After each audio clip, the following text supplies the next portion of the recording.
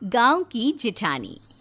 शांति अपने दो बेटों अर्नव और आरुष के साथ शांति से जीवन बिता रही थी। लेकिन शांति के पति सोहन से उसकी कभी कभार थोड़ी अनबन हो जाती थी। एक दिन शांति रोज की तरह सुबह का खाना बना रही थी, तभी दरवाजे की घंटी बजी। घंटी की आवाज सुनकर वो दरवाजे की ओर जाते हुए कहती है, अरे आती हूँ, कौन है, सब्र करो। शांति दरवाजा खोलती है तो देखती है कि उसके जेठ मोहनदास सामने खड़े होते हैं। वो सक पकाकर अपना घूंघट करती है और पैर छूकर कहती है, आइए आइए जेठ जी। कैसी हो शांति? जी मैं तो बिल्कुल ठीक हूँ, सब आपकी मेहरबानी है भाई साहब। शांति और मोहनदास की बातें सुनकर शांति का पति सोहन और उसके दोनों बेटे बाहर आ जाते हैं। अरे भैया राम राम, कैसे हो आप? राम राम भाई। अरे शांति, ऐसे खड़ी खड़ी क्या देख रही हो? चाय कॉफी कुछ लेकर आओ, भैया आए हैं। शांति तेजी से रसोई की ओर आगे बढ़ती हुई कहती है, अरे मेरी माँ, गेट खोलने के चक्कर में मेरे तो चावल ही जल गए। वो दौड़ी दौड़ी रसोई में जाती है और देखती है कि सारे चावल जल गए हैं। वो दोबारा चावल बनाने में लग जाती है। इतने में सोहन आवाज लगाता है, अरे शांति, तुम्हारे चावल का रोना खत्म हो गया हो तो चाय ले आओ। जी लाती हूँ अभी। शांति जल्दी जल्दी चाय बनाती है और मोहनदास को चाय देती है। सब एक दूसरे की खैर खबर पूछते हुए चाय पीते हैं। चाय खत्म होती ही मोहनदास शांति की ओर देखते हुए मजाक में कहते हैं, शांति, अब तुम्हारी चाय में दम नहीं रहा, अब हमें चाय बनाने वाली बदलनी पड़ेगी।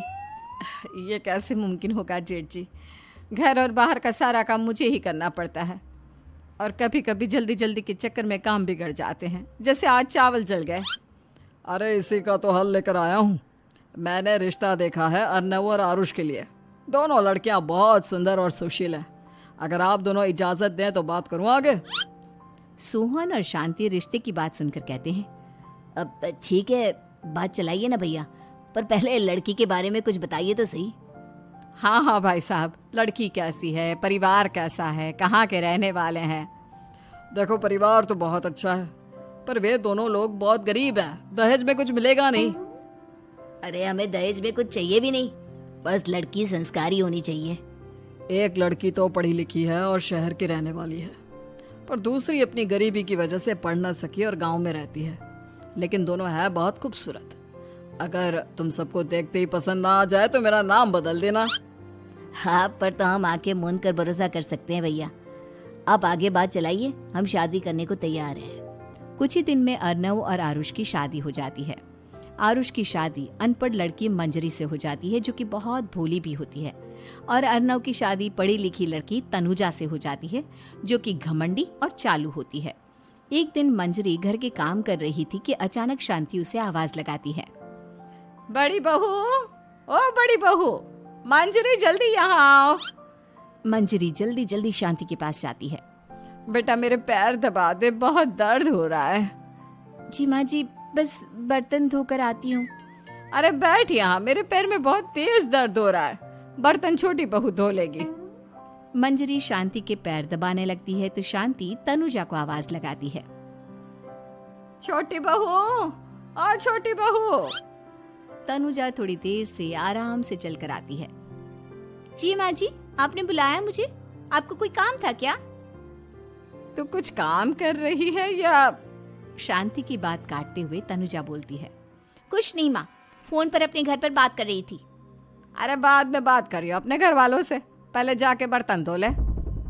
तनुजा मुंह बनाते हुए अपनी जिठानी की ओर देखती है और मन ही मन कहती है, ये महारानी वहां बैठी है, ये नहीं कि बर्तन धो ले। मैंने इतनी पढ़ाई बर्तन धोने के लिए की थी क्या?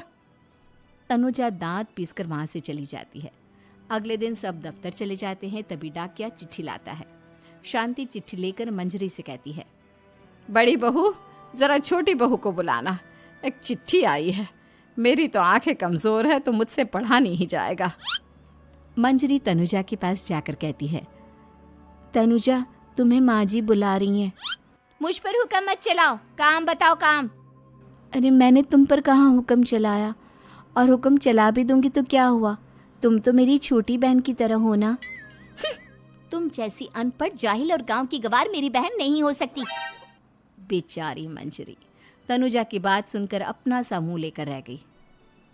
कोई चिट्ठी आई है, माँ जी तुमसे पढ़वाना चाहती है, बस इसलिए बुला रही हैं।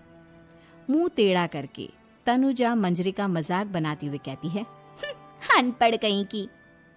तनुजा का ऐसा बर्ताव देखकर बड़ी बहू बहुत दुखी होती है। तनुजा को अपनी पढ़ाई का घमंड इतना हो गया कि अब वो घर के कोई काम नहीं करती और अपनी जिठानी का मजाक बनाती रहती। तनुजा का ये बर्ताव अब उसकी सास को भी नजर आने लगा था। एक दिन शांति ने अपनी बड़ी बहू से कहा, मंजरी, तनुजा हर समय तुम्हारा मजाक उड़ाती है, तुम्हें गुस्सा नहीं आता क्या? आता तो है माँ जी, लेकिन मैं क्या करूं? जब भी उसे कुछ बोलती हूँ वो और भी जली कटी बातें मुझे सुनाकर चली जाती है। मैं उसे अपनी छोटी बहन की तरह प्यार करती हूँ, लेकिन उसके दिल में मेरे लिए कोई इज्जत नहीं। बहू, तूने वो कहावत सुनी है, जुल्म करने वाले से ज्यादा जुल्म सहने वाला अपराधी होता है। मंजरी अपनी सास का इशारा समझ जाती है। वो अपनी देवरानी को सबक सिखाने की ठान लेती है और एक दिन शांति अपनी दोनों बहुओं के साथ बैठी थी तो शांति अपनी बड़ी बहू से पूछती है, अरे बहू, शाम होने को है, कुछ सोचा है क्या बनेगा खाने में? माँ जी, मेरे तो सर में बहुत दर्द है आज। मेरी प्यारी देवरानी ही कुछ अंग्रेजी खाना बनाकर खिलाएगी। सुना है पढ़े लिखे लोग अंग्रेजी खाना बहुत अच्छा बनाते हैं, क्यों तनुजा? इतना कहकर मंजरी अपनी सास की ओर देखकर मुस्कुरा दी। तनुजा अपनी तारीफ सुनकर बहुत खुश हो गई। इतने में शांति कहती है, ये तो सच बात है छोटी बहू, ये तो मैंने भी सुना है। हम भी पक गए हैं बड़ी बहू के हाथ का खाना खा खा कर। तनुजा, तुम्हारी माँ भी तो तुम्हारे खाने की बहुत तारीफ करती हैं। आज हमें भी खिला दो कुछ अच्छा सा बनाकर।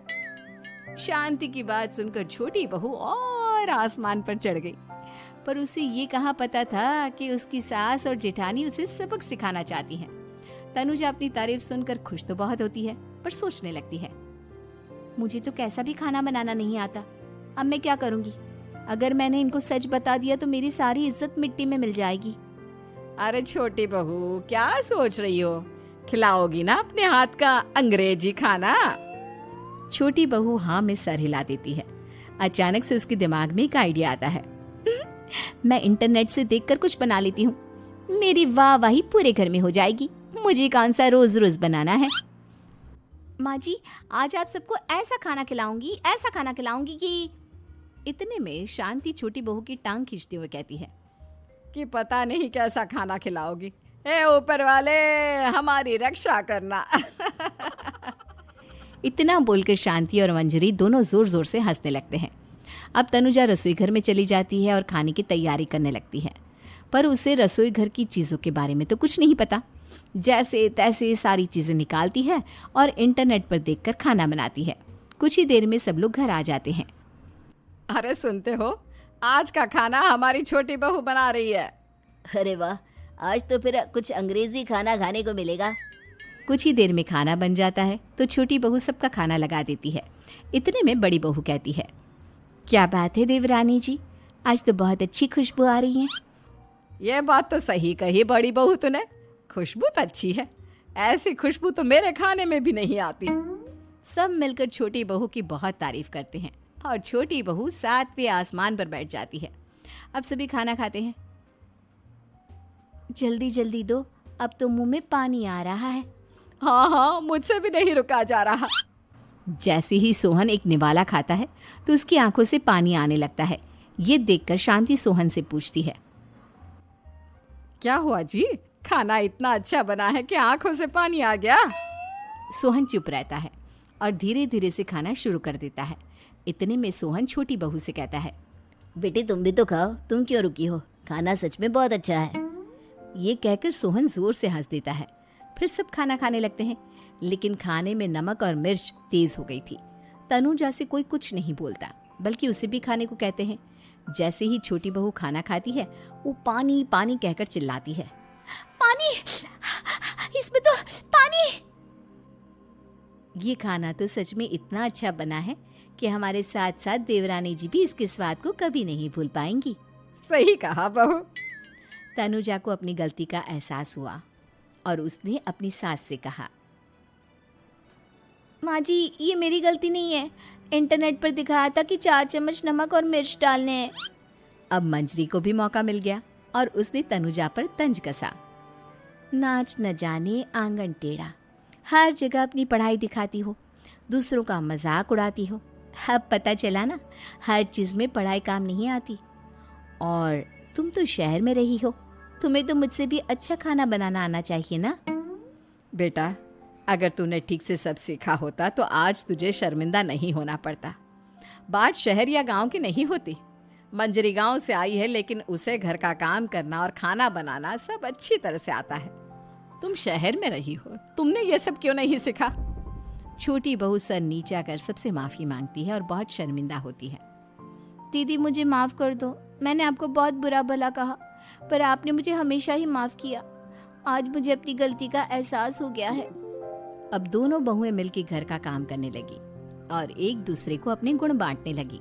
मंजरी ने अपनी देवरानी को खाना बनाना और घर का काम करना सिखाया, वहीं तनुजा ने भी अपनी जिठानी को पढ़ना लिखना सिखाया। शांति और सोहन ऐसी बहुएं पाकर बहुत खुश थे।